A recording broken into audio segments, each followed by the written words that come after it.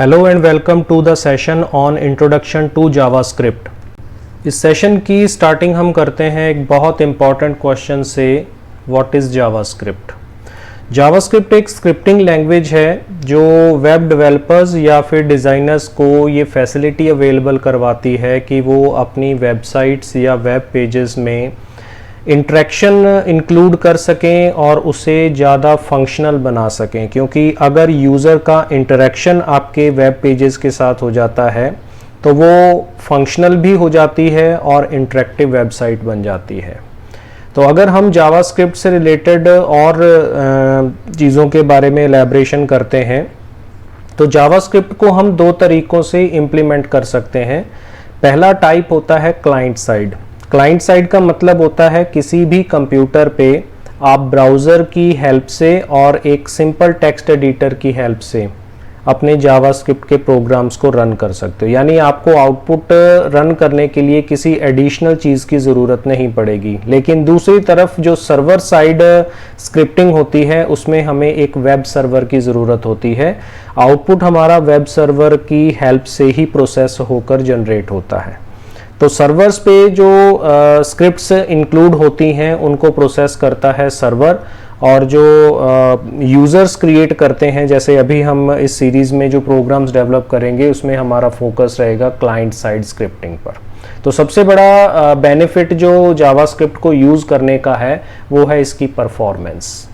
फिर उसके बाद अगर हम कुछ और बातों के बारे में बात करें कि अगर हम क्लाइंट साइड पे बात करते हैं, जैसा अभी हमने डिस्कस किया कि जावास्क्रिप्ट जो है वो सिर्फ ब्राउज़र चाहती है जिसमें वो अपना आउटपुट जनरेट करके रिज़ल्ट शो कर सके। तो जैसे ही आप अपने जावास्क्रिप्ट के प्रोग्राम को रन करते हैं आपको ब्राउज़र के अंदर उसका रिज़ल्ट मिलना शुरू हो जाता है। तो कोई इतना टाइम कंज्यूमिंग प्रोसेस नहीं है, हमें किसी स्पेशल एडिशनल हार्डवेयर या एडिशनल सॉफ्टवेयर्स की ज़रूरत नहीं है। ऑपरेटिंग सिस्टम पे हमें जो बेसिक्स एप्लीकेशंस मिलती हैं ये हम आगे आने वाली स्लाइड्स में डिस्कस करेंगे प्रीरिक्विजिट्स टॉपिक के अंदर कि हमें किन चीज़ों की ज़रूरत पड़ती है। तो जैसे ही हम पेज को रिफ़्रेश करते हैं, क्लाइंट साइड का सबसे बड़ा फ़ायदा होता है जैसे ही आपने पेज को रिफ़्रेश किया तो आपको रिज़ल्ट्स जो हैं वो अपडेटेड मिलते हैं। यानी सर्वर पे जाके प्रोसेस होकर फिर उसके बाद रिज़ल्ट, जैसा कि इंटरनेट पे हम करते हैं, पेज को रिफ़्रेश करते हैं तो हमारी रिक्वेस्ट पहले सर्वर पे जाती है और जो अपडेशन होते हैं फिर वो प्रोसेस होने के बाद हमारे क्लाइंट कंप्यूटर के ब्राउज़र पे शो होते हैं। लेकिन क्लाइंट साइड में ऐसा प्रोसेस नहीं है, रिफ़्रेश प्रेस करते ही आपको रिज़ल्ट्स जो हैं अपडेटेड मैनर में मिल जाते हैं। तो अगर हम जावास्क्रिप्ट के यूजेस की बात करते हैं तो सबसे पहले हम जावास्क्रिप्ट को अलर्ट मैसेजेस के लिए यूज़ कर सकते हैं। यानी आप अगर वेब पेज को ओपन करते हैं तो एक मैसेज डिस्प्ले होना चाहिए, वेलकम मैसेज या हेलो वर्ल्ड या इस तरीके का कोई भी मैसेज अगर आप डिस्प्ले करवाना चाहते हैं उस पर्पज़ के लिए आप जावास्क्रिप्ट का यूज़ कर सकते हैं। पॉपअप विंडोज़ का यूज़ किया जा सकता है, कोई मैसेजेस डिस्प्ले करने के लिए, कोई स्पेशल एक्टिविटी आप परफॉर्म कर रहे हैं तो उसके क्लिक करने पे आपको एक मैसेज विंडो डिस्प्ले होती है। ऐसे ही डायनामिक ड्रॉप डाउन मेन्यूज़ इसमें क्रिएट किए जा सकते हैं, पॉसिबल है। एडवांस लेवल के कोर्सेज़ के अंदर ये फैसिलिटीज़ होंगी। फॉर्म वैलिडेशन इसमें किया जा सकता है, ये भी एडवांस लेवल में इंक्लूड होता है। और डेट एंड टाइम को डिस्प्ले किया जा सकता है। अगर आप चाहते हैं कि आपकी वेबसाइट के ऊपर करंट सिस्टम का डेट और टाइम डिस्प्ले हो, ये आप इसमें जो हमने आउटलाइन में डिस्कस किया था लाइब्रेरी फंक्शंस का यूज़ कर सकते हैं, उसकी हेल्प से ये पॉसिबल है।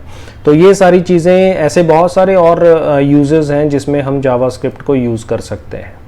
अब प्रीरिक्विजिट्स की बात करते हैं, जावास्क्रिप्ट के लिए हमें किन चीज़ों की ज़रूरत होगी। सबसे पहले ऑब्वियस है, एक कंप्यूटर हमें चाहिए, लैपटॉप या एक डेस्कटॉप कंप्यूटर जिस पे आप कोड कर सकें। दूसरा सबसे इम्पॉर्टेंट जो सॉफ्टवेयर्स की अगर बात करते हैं तो उसमें हमें एक टेक्स्ट एडिटर की ज़रूरत है कोड लिखने के लिए। तो उसमें अगर आप विंडोज़ ऑपरेटिंग सिस्टम पे वर्क कर रहे हैं तो आप नोटपैड को यूज़ कर सकते हैं। अगर आप लिनक्स पे वर्क कर रहे हैं तो आप पिको का यूज़ कर सकते हैं। अगर आप मैक सिस्टम पे वर्क कर रहे हैं तो आप सिंपल टेक्स्ट एडिटर का यूज़ कर सकते हैं। इसके अलावा मार्केट में या इंटरनेट पे बहुत सारे HTML एडिटर्स अवेलेबल हैं, नेट से आप उनको फ्री डाउनलोड कर सकते हैं, जैसे कि Notepad++ है जो हम इस वीडियो ट्यूटोरियल सीरीज़ में यूज़ करेंगे, और हमने HTML और CSS के अंदर भी उसी एडिटर का यूज़ किया था। तो मैं प्रेफर करूँगा कि आप Notepad++ का यूज़ कर सकते हैं, फ्री है, आप उसे डाउनलोड करके, छोटा सा एक पैकेज है जिसे फ्री डाउनलोड करके आप अपने सिस्टम पे यूज़ कर सकते हैं। ये सभी ऑपरेटिंग सिस्टम पे इक्वली वर्क करता है। और तीसरे नंबर पे वेब ब्राउज़र जो हमारे सिस्टम में ऑलरेडी अवेलेबल होता है।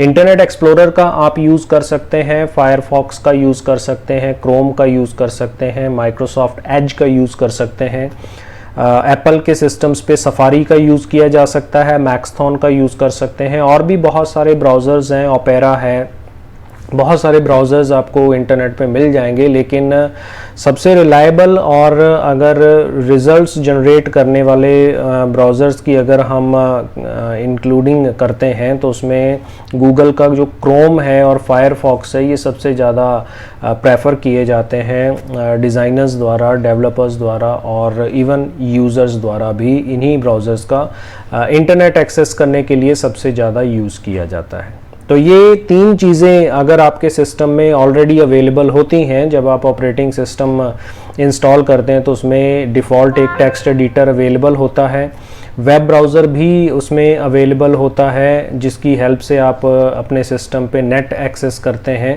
तो इनकी हेल्प से हमें और कोई एडिशनल सॉफ्टवेयर की ज़रूरत नहीं है। कोडिंग सेक्शन के अंदर हम इसके बारे में एक बार दोबारा से रिवाइज़ डिस्कशन करेंगे कि किस तरीके से हम इनको इम्प्लीमेंट कर सकते हैं। तो इस वीडियो में फ़िलहाल इतना ही इंट्रोडक्टरी वीडियो में। Thank you for watching this video. Coding section में आने के लिए हमें इसमें कुछ कंसेप्ट्स क्लियर करने होंगे। नेक्स्ट वीडियो के अंदर हम कुछ बेसिक कंसेप्ट्स को क्लियर अप करेंगे इस जावास्क्रिप्ट से related. Stay tuned and always stay blessed.